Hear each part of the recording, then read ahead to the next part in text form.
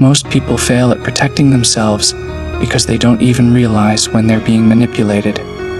If you want to stay ahead like Ayanokoji, here's how to spot the darkest tactics people use and how to shut them down. Chapter 1. Love bombing. Love bombing is one of the oldest tricks in the manipulation playbook. It works because it feels incredible at first. Someone floods you with attention, compliments, and affection out of nowhere. They act like you're the greatest person they've ever met. You get constant texts, unexpected gifts, and deep conversations too fast. They'll tell you things like, "I've never felt this way before." It creates a fast emotional connection. But that's the setup. Once you let your guard down, the tone changes. They start getting controlling, jealous, or entitled. They'll demand loyalty before you've even built trust, or withdraw affection to make you chase it. Example: a new friend constantly praises you, invites you everywhere, and pushes for personal details. Then they act cold if you don't respond right away. Ayanokoji never falls for excessive positivity upfront. He knows it's a setup when connection happens too quickly. Healthy relationships build naturally, not through intensity. To avoid this, watch how they handle boundaries. Say no to something small and see what happens. If they get offended or guilt you, you've spotted the game. Stay emotionally neutral early in new relationships. Compliments are nice, but consistency is better. Anyone who rushes closeness probably has an angle. Ayanokoji waits for patterns, not promises. So should you. Chapter 2. Guilt tripping. Guilt tripping is manipulation through emotional blackmail. It's when someone makes you feel bad for having reasonable boundaries. They'll suggest you're selfish, ungrateful, or heartless for saying no. Example: "After everything I've done for you, you're just going to leave me like that." This tactic works because people hate disappointing others. The manipulator weaponizes your empathy against you. They pretend to be hurt or betrayed by your choices. The goal is to make you feel like a bad person for protecting yourself. To avoid this, stay logically detached. Ask yourself, are they upset because it's unfair or because they're losing control? Ayanokoji listens to guilt trips without reacting. He lets the manipulator reveal their cards. If someone truly cares, they'll respect your limits. Manipulators get angry or desperate when their pressure fails. Don't over-explain or justify yourself. The more you explain, the deeper their hooks sink. Keep your answers short and calm. Say, "I understand you feel that way, but this is my decision." Watch how fast their guilt trip turns hostile when they realize you won't fold. Guilt is a weapon. Learn to spot it early and disengage clean. Chapter 3. Gaslighting. Gaslighting is psychological warfare in conversation form. It's when someone makes you question your memory, perception, or sanity. They'll deny things they clearly said or did, or insist you're overreacting to obvious problems. Example: you bring up a hurtful comment and they claim, "I never said that." You're imagining things. It's designed to destabilize your confidence over time. When you start doubting yourself, you become easier to control. To avoid it, keep objective records when situations feel shady. Save texts, emails, and notes about key conversations. Ayanokoji never argues feelings. He deals in facts. When someone tries to gaslight him, he lets them hang themselves with their lies. Never beg someone to validate your reality. Trust what you experienced. If someone constantly makes you feel crazy, they're not safe. Gaslighters also shift blame subtly. They'll suggest you misunderstood or are too sensitive. That's another flag. Don't let anyone distort your memory. You owe them no debate. Protect your reality first. Distance yourself second. Chapter 4. Triangulation. Triangulation uses third parties to manipulate you indirectly. It's a social tactic meant to divide and control. A manipulator will involve other people to increase pressure or confusion. Example: everyone agrees you're difficult to work with, but I defended you. Now you feel isolated and unsure who to trust. It also makes you grateful to the manipulator for their support. The real goal is control through social positioning. To avoid this, always verify claims about others firsthand. Ayanokoji never takes gossip at face value.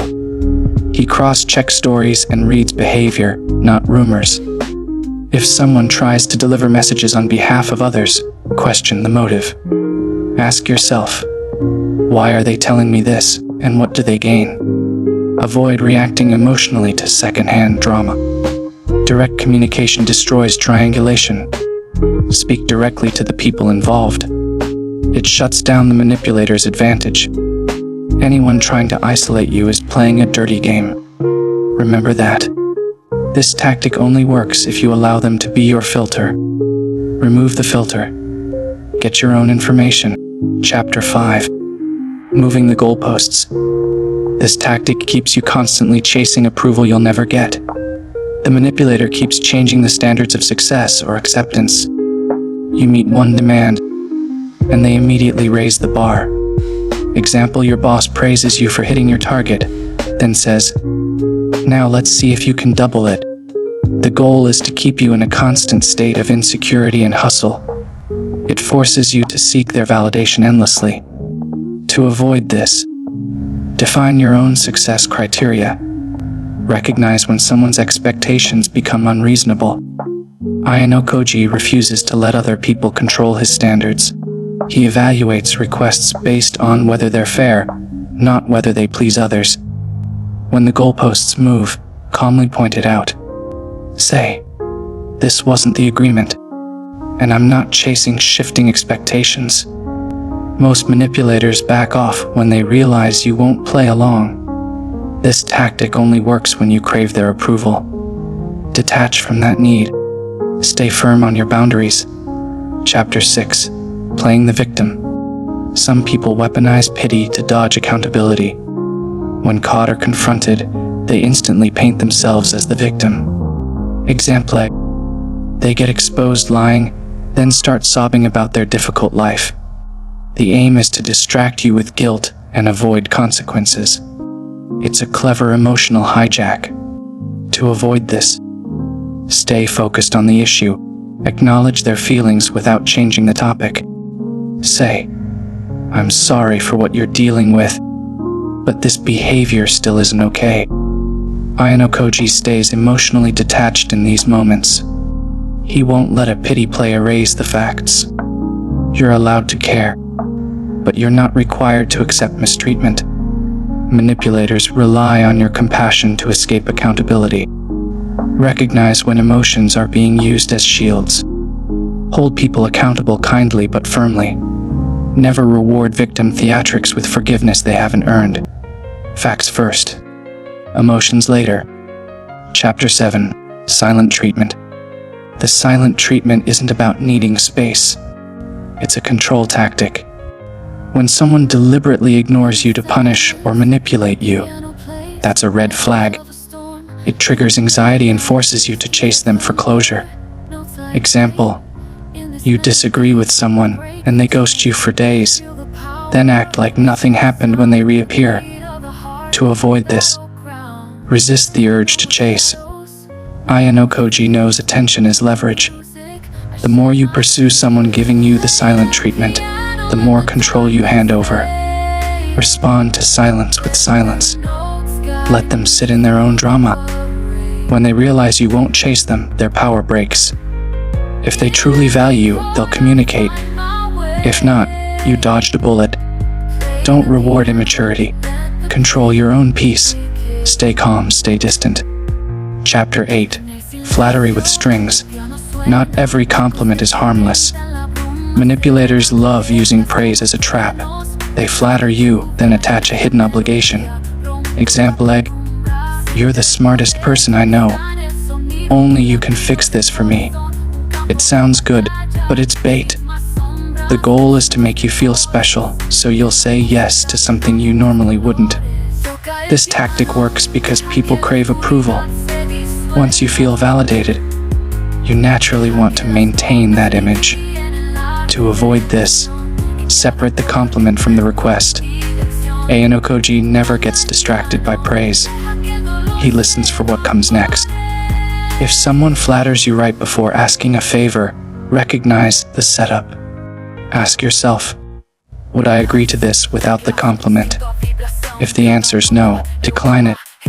Don't confuse kindness with manipulation.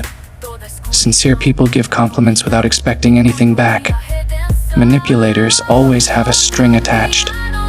Watch the timing of the praise. If it only shows up when they need something, it's bait. Stay emotionally detached from external validation.